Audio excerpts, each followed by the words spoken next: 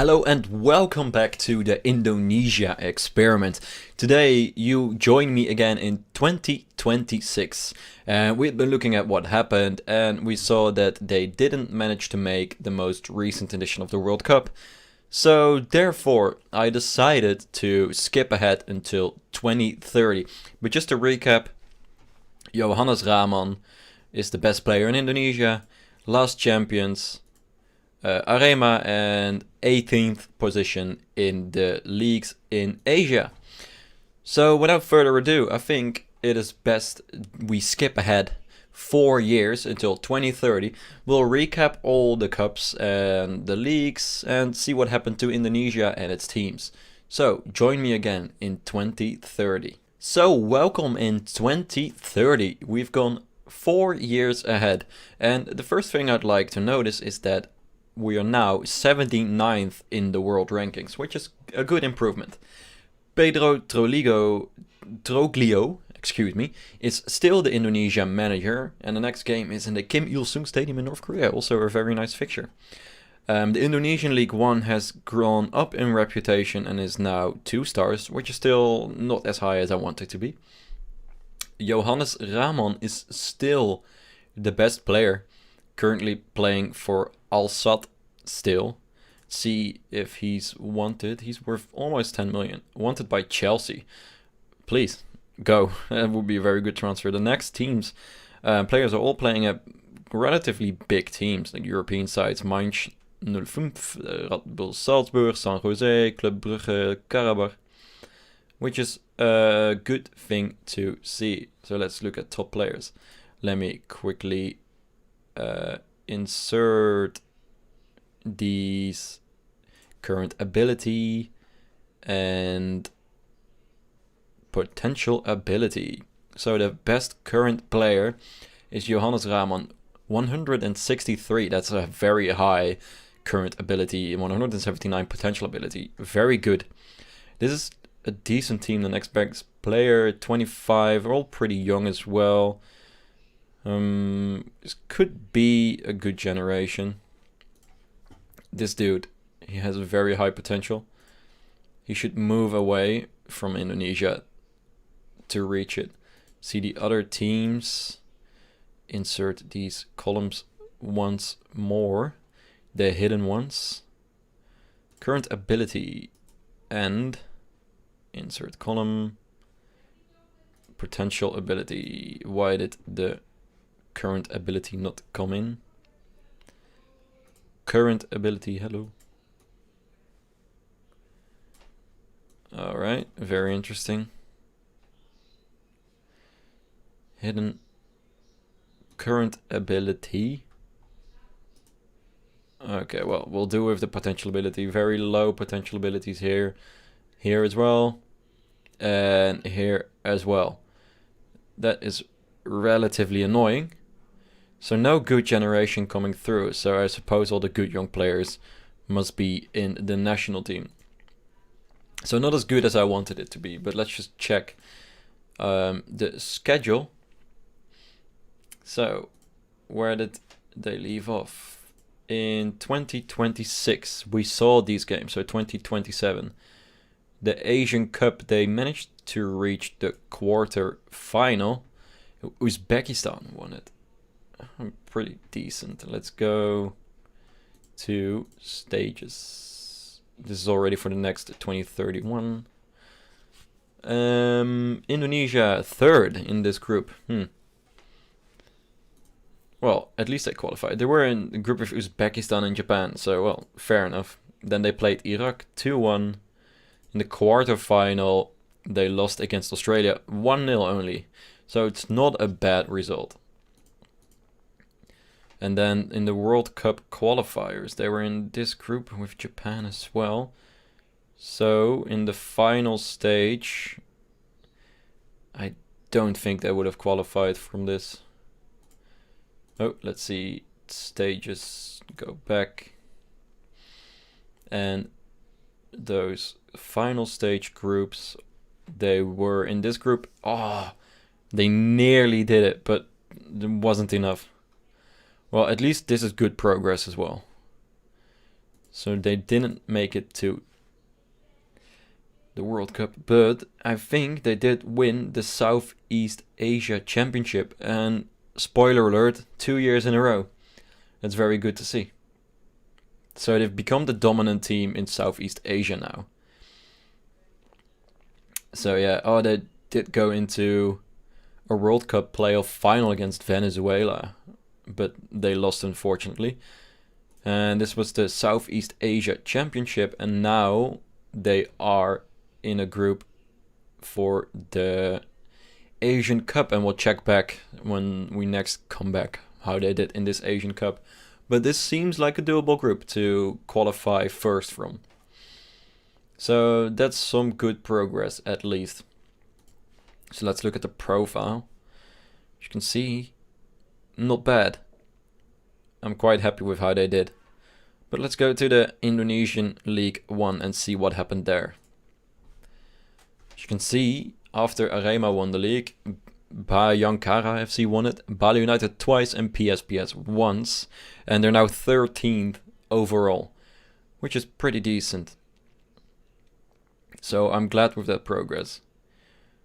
Let's go to transfers, see if there's any big transfers. A few. This one is a Serbian team. Well, so again, I would like to see more transfers coming from outside of Asia, but still it's mostly within Indonesia only. A few from outside of Indonesia, but only very few.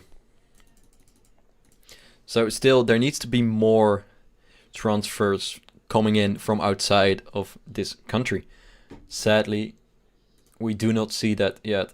Let's go to PSPS and go for the Champions League and see what happened.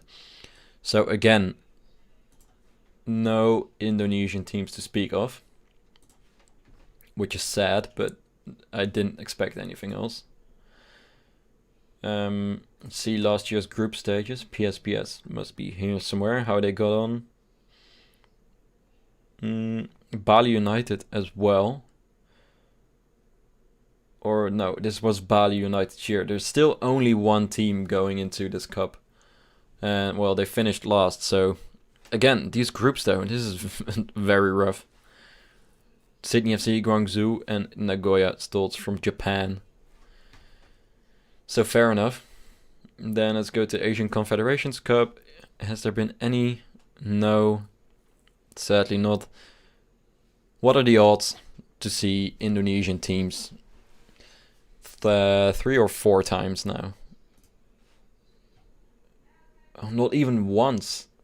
After 4 years in a row of an Indonesian team finishing second, not one Indonesian team here. Interesting. Well, interesting. So there has been progress, but not the kind of progress I would have liked to see. I think what's left is to skip 4 more years, see how they got on in the Asian Cup, see if there's any more progress in the league, and if the Indonesian teams can stay dominant, or the Indonesian team, I should say, can stay dominant in the Southeast Asia Championship. So let's go ahead to 2034. See you guys there. So welcome once again in the future, 2034. First thing, Indonesia 51st in the world, which is a good improvement again. They're slowly rising and making a better name for themselves in the world. We started off about 100 places lower, so that's good progress. The current manager is Fauzal Mubarak, who is Indonesian, so that's also nice to see. Where did he play? He quit playing in 2019 for Bayangkara, and he's been a manager in Indonesia for a long time now, and he got the Indonesian job. Oh, amazing man management and motivation, but then his tactical knowledge is lacking. But not a bad manager overall. Good to see an Indonesian managing Indonesia. So Johannes Rahman, still the best player, still at Al Sadd. Sad to see that he never moved to a big European team. He's been in Qatar for such a long time now. But I would have loved to see him play in Europe somewhere. The other biggest players, Willem Fontaba playing for Ajax, Harry Alamsia, Stuttgart, Rizky Julian Sandy for Salzburg, so relatively big teams. Yeah, overall, again, progress. Is it the progress we wanted to see, though? Let's go back to 2031. The Asian Cup. Oh, they made it to the final.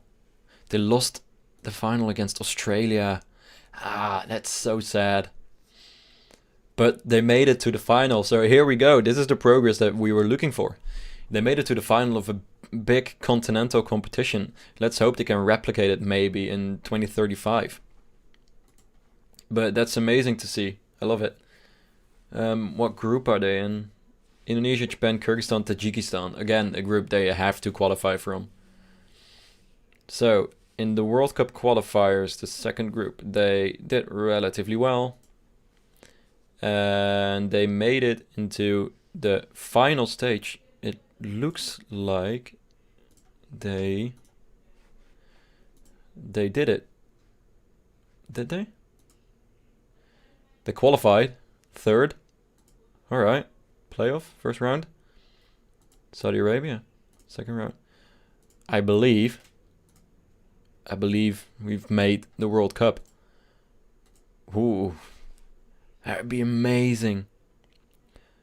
But I think they lost the Southeast Asia Cup to Thailand the year after they won it again. Or the 2 years after. Good to see. It's competitive against Thailand. Thailand's one of the better teams in this area as well, so fair enough.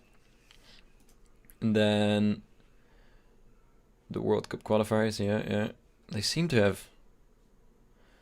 Yeah, they did actually make it to the World Cup, and they played against the Netherlands and Senegal in a relatively tough group, won by Argentina.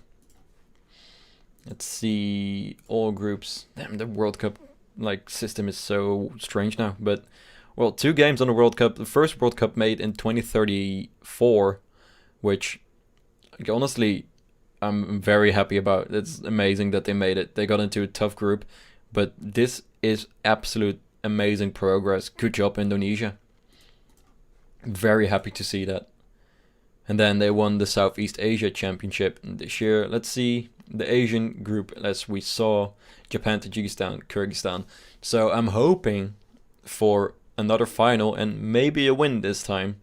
2035 could be Indonesia's moment to shine and to gain glory, which this series is all about. Well, Bayangkara seems to be the biggest team now, so let's go to the League 1. And so the last few seasons that we haven't been here, Bayangkara has been dominant, winning the league every year. So, yeah, the position of the league is something I expected to see higher, honestly. So it doesn't really bode well for what I'm about to see in the Champions League of Asia. But granted, it could be worse. It could definitely be way worse. Bayangkara is definitely also the dominant team here. Currently David Eka, 22-year-old Indonesian. Let's see, he looks relatively alright. What is his potential ability? 133. Yeah, he's not a bad player. Not a bad player at all.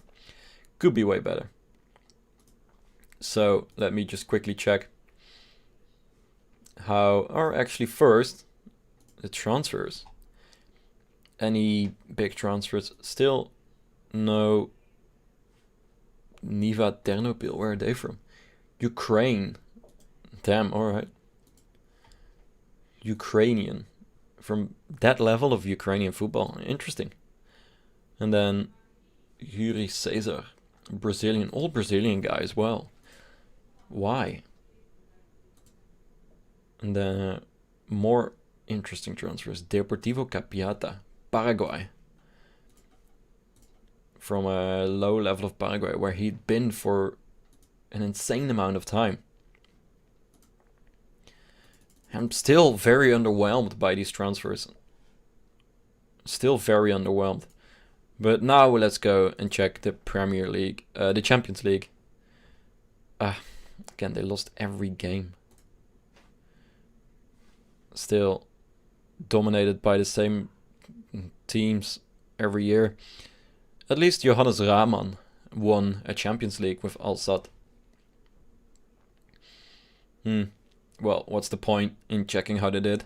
Getting knocked out in the group stages every year. So let's go to the Asian Confederations Cup, where Bali United, finally, we've seen an Indonesian winner here. Bali United, after coming second, they won it. And then last year, 2034, PSPS were the runners-up in the Asian Confederations Cup. Also good to see. I like this kind of progress. But what I think I'm going to do for the next simulation, I'm going to go to all of the teams in the Indonesian League 1. I'm gonna give them this sum of money again, and I'm gonna check their facilities and make them all world class again, the highest they can be. So hopefully that would make a difference and push them to the next level. So hopefully you're still enjoying this series. At least we've seen progress. Indonesia is slowly getting there. Hopefully an Indonesian team can win the Champions League eventually, and Indonesia can get far into the World Cup and win one of those Asian Cups. That's what I'm hoping for as well. If you're enjoying this, please leave a like and consider subscribing. Let me know what you think about this video and about Indonesia as a footballing country in general. And I would like to see you in the next episode next week. Have a good one. See ya.